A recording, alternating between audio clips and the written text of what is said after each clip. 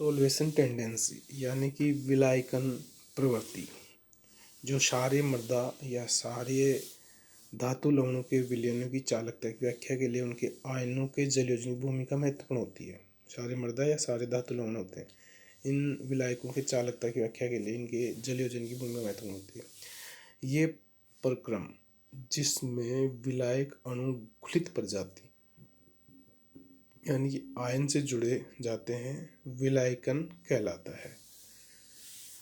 वह प्रक्रम मतलब विलायकन या सोल्वेशन किसे कहते हैं कि जिसमें विलायक अणु घुलित प्रजाति या आयन के साथ जुड़ जाता है तो वो सोल्वेशन कहलाता है। यदि विलायक जल है तो इस प्रक्रम को जल योजन कहेंगे, आयन के साथ जुड़ा है सोल्वेशन कहलाएंगे, और अगर जल के साथ हाइड्रेशन कहलाता है या जल योजन कहलाता है। ये सामान्य सी परिभाषा है। सामान्य लवणों के जलीय विलयन विद्युत प्रभावित कर सकते हैं।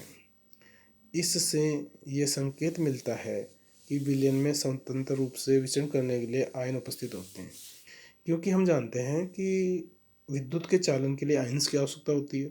आयंस के बगैर विद्युत का चालन नहीं हो सकता, तो इनके लवणों में विद्युत प्रभावित होती है। जब इनका अध्ययन किया गया तो पाया कि इनके जो जलीय विलयन होता है विद्युत प्रभावित की जा सकती है। तो इसका मतलब है कि आयनिक उपस्थित होते हैं इसमें, जो लवण में आयनिक बंधों के टूटने से प्राप्त होते हैं। चूँकि क्षार धातु में लिथियम सबसे छोटा होता है, अतः अपेक्षा की जाती है कि लिथियम प्लस आयन कैथोड की ओर सर्वाधिक आसानी से स्थानांतरित हो सकेगा। मतलब कहने वाले ये है कि कैथोड पे नेगेटिव चार्ज होता है, लिथियम सबसे छोटा है, उस पर पॉजिटिव चार्ज है, तो यह कैथोड की तरफ जाएगा और बहुत आसानी से सर्वाधिक आसानी से जाएगा। फलतः समान सांद्रता वाले क्षार धातु लवणों के विलयन में सोडियम, पोटेशियम, रुबिडियम तथा सीजियम की तुलना में लिथियम लवणों में सबसे अधिक तेजी से विद्युत प्रवाह अपेक्षित है। यानी कि इनके लवणों के विलयन में है जो लिथियम सबसे ज़्यादा विद्युत धारा का प्रभावित करेगा, उसके बाद में से कम होता चला जाएगा आगे वालों में सोडियम, पोटेशियम, रुबिडियम, सीजियम में। परंतु जलीय विलयनों में हमने देखा कि आयनिक गतिशीलता, मोबाइलिटी, चालकता प्रयोगों से चालकता का विपरीत क्रम प्राप्त होता है।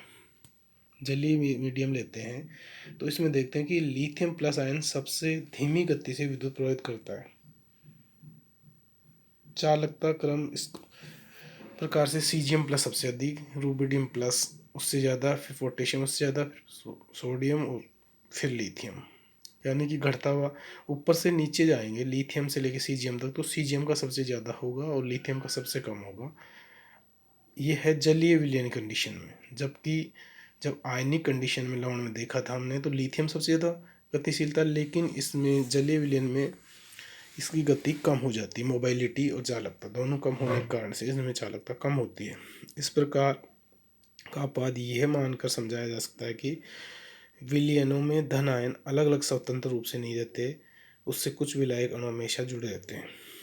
जैसे हम इसको ऐसे समझा सकते हैं कि लिथियम आयन सबसे छोटा होने से इस पर आवेश घनत्व सर्वाधिक पाया जाता है। लिथियम आयन सबसे छोटा है इसके अपने वर्ग में, फर्स्ट में, क्षारीय धातु में, तो इसका जो आवेश घनत्व सर्वाधिक होगा, इसलिए यह अत्यधिक जलयोजित होगा। जिसके विपरीत सबसे बड़ा सीजियम प्लस न्यूनतम आवेश घनत्व के कारण सबसे कम जलयोजित होगा। कहने वालों के जल के साथ जलयोजित जलीय विलयन होते हैं तो ये जलयोजित होता जाता है। लिथियम सबसे ज़्यादा जलयोजित हो जाएगा, सीजियम सबसे कम होगा। इस कारण से लिथियम की गतिशीलता, मोबाइलिटी और चालकता कम हो जाएंगी। इसका प्रभाव यह होता है कि जलयोजी lithium ion lithium H2O/N plus बड़ा और जलयोजी caesium ion caesium H2O M+ छोटा हो जाता है, यानी N>M, जिसके कारण जलयोजी सीजियम अपेक्षाकृत तीव्र गति से गतिशील होता है तथा लिथियम प्लस से भी अधिक गति से विद्युत प्रवाहित करता है।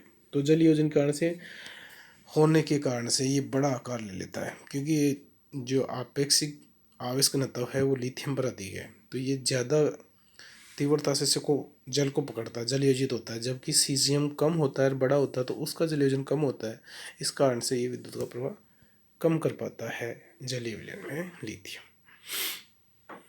वैसे तो छोटे आयनिक आकार का कारण लिथियम प्लस आयन से 4 तथा बड़े सीजियम से 6 जल अणु सीधे जुड़े होते हैं तथा धन आयन के मुख्य जल योजन क्षेत्र प्राइमरी जो स्फीयर है का विभाग निर्माण करते हैं। लेकिन लिथियम प्लस से ये 4 जल अणु इतने अधिक दृढ़ता से बंधित होते हैं कि वे अन्य बहुत से जल अणु के साथ बंध बनाकर द्वितीय जलीय क्षेत्र का निर्माण करते हैं, जबकि सीजियम के लिए बहुत छोटा द्वितीय क्षेत्र बन पाता है। Lithium hydride lithium H2O/N plus charge ion का आकार जो त्रिज्या 3.40 होती है, सीजियम वाले की जो त्रिज्या होती है वो 2.28 होती है, जहाँ एन और एम क्रम से लिथियम और सीजियम आयनों की मुख्य तथा द्वितीय से क्षेत्रों में उपस्थित जल अणु की कुल संख्याएं हैं। इस प्रकार द्वितीय जलयोजन क्षेत्र का आकार लिथियम से नीचे चलने पर लगातार घटता जाता है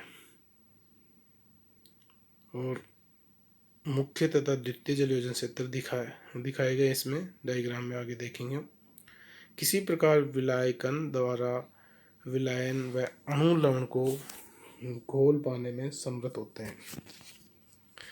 सेकंड ए वर्ग के तत्वों के लिए विलायकन प्रवृत्ति वैसी ही अपेक्षित है जैसी फर्स्ट वर्ग के तत्वों के लिए हमने बताई है। बेरिलियम 2+ अपने वर्ग में सबसे अधिक जलयोजित होता है तथा जलयोजन वर्ग में नीचे उतरने पर घटते हुए बेरियम के लिए न्यूनतम पाया जाता है। जलयोजन मतलब बेरिलियम के लिए सबसे अधिक होता है क्योंकि सबसे छोटा होता है, इस पर भी आवेश घनत्व तो अधिक होता है। फिर नीचे जैसे जैसे चले जाते हैं बेरियम तक तो वहाँ पर जलयोजन कम हो पाता है। तो एक आवर्त तो उसी प्रकार से वो हो गया कि इनमें भी सबसे जो तीव्रता से बेरियम होगा। जल के अंदर या जलयोजन के अंदर उनकी गतिशीलता है या विद्युत का प्रवाह किया जाता है तो बेरियम में सबसे ज़्यादा होगा और बेरिलियम में सबसे कम होगा। एक आवर्त में क्षार धातु सबसे बड़े होते हैं तथा आकार के हिसाब से क्षारीय मृदा धातु दूसरे नंबर पर आते हैं। छोटा आकार तथा अधिक आवेश दोनों ही आवेश घनत्व को बढ़ाने वाले कारक हैं। अतः किसी क्षारीय मृदा धातु आयन की अपने स्थान से पहले आने वाले क्षारीय धातु आयन की तुलना में अधिक जलयोजन की प्रवृत्ति पाई जाती है। विलायकन की सीमा के बारे में विलायकन ऊर्जा के मान से उचित जानकारी प्राप्त होती है। जैसे सारणी दे रखी है नीचे, इसमें क्षार और सारे मृदा धातु आयनों के जल योजन ऊर्जा के मान दिए गए हैं। इन मानों के अवलोकन से भी विलायकन संबंधी उपयुक्त विवेचन को बल मिलता है, क्योंकि जल योजन ऊर्जा के मान फर्स्ट ए वर्ग आयनों में लिथियम प्लस के लिए तथा सेकंड ए वर्ग में आयनों में बेरियम 2+ के लिए सर्वाधिक है।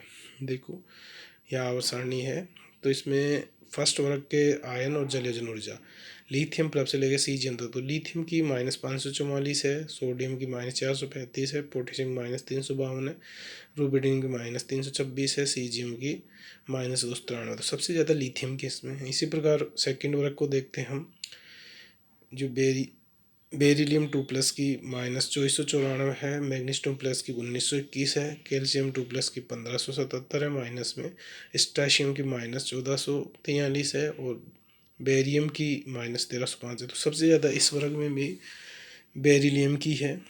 तो यहाँ हमने देखा कि लिथियम और बेरिलियम की ऊर्जाएं सबसे अधिक हैं। इस प्रकार से ये निष्कर्ष निकलता है कि अयस्कंठ तत्व में विलायकन ऊर्जा के में निम्न प्रकार प्रयुक्त होता है। वर्ग में ऊपर से नीचे आने पर विलायकन प्रवृत्ति कम होती चली जाती है, क्योंकि इस दिशा में आवेश घनत्व घटता है, अर्थात आवेश घनत्व निम्न क्रम में घटता है। लिथियम से सीजियम तक जाते हैं तो आवेश घनत्व घटता चला जाता है और बेरिलियम से बोरॉन तक भी यही होता है। फिर दूसरा पॉइंट है, किसी सारे मृदा धातु आयन की उसके एक स्थान पहले आने वाले क्षार धातु आयन से बहुत अधिक विलायकन प्रवृत्ति होती है, क्योंकि सारे मृदा धातु आयन आकार में अपेक्षा छोटे तथा आवेश में अधिक होते हैं। इस प्रकार विभिन्न सारे मृदा तथा सारे धातु आयन युग्मों में जलयोजन प्रवृत्ति निम्न प्रकार से पाई जाती है। बेरिलियम 2+ की सबसे ज़्यादा, फिर इससे कम लिथियम की होती है। इसी प्रकार मैग्नीशियम, सोडियम, कैल्शियम में अमोनिया में धातुओं के साथ विलयन, अयस्कंठ धातु अमोनिया में बिना हाइड्रोजन निकाले घुल जाते हैं तथा इन्हें अमोनिया के वाष्पन से वापस प्राप्त किया जा सकता है। सभी क्षार धातुएं सभी क्षार धातुएं क्षारीय मृदा धातुएं अमोनिया से घुलकर विलय बनाती हैं तथा तनु अवस्था में नीले, सांद्र अवस्था में कांस्य रंग के होते हैं। नीले विलयन प्रबल विद्युत अपघट्यों से भी अधिक अच्छी तरह से विद्युत प्रभावित करते हैं तथा कांस्य विलयन की चालकता लगभग हर धातुओं की चालकता समान होती है। क्षारीय मृदा धातुओं की विलयता क्षारीय धातुओं की तुलना में काफ़ी कम होती है। क्षारीय मृदा धातुओं की विलयता इतनी होती है कि अमोनेट ही बनाते हैं। बहुत ही तनु नीले विलयन को ऐसे अपकट्ठों के विलयन का माना जाता है जिसमें धातु परमाणु वियोजित होकर अमोनिया धनायन तथा अमोनियम इलेक्ट्रोड अमोनिया M+ और इलेक्ट्रॉन देते हैं। किसी इकट्ठे की असाधारण रूप से अधिक चालकता विलायक योजन इलेक्ट्रॉन उपस्थिति के कारण से होती है।